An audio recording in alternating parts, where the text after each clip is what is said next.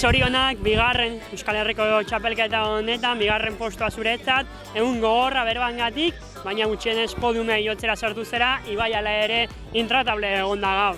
Zer moduz junda gaurko zure gaurko guna?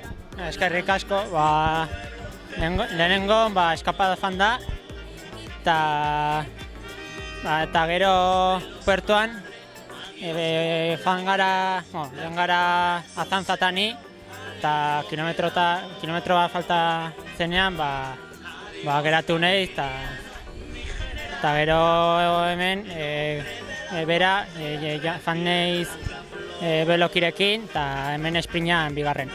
Zorionak. Eskerrik asko.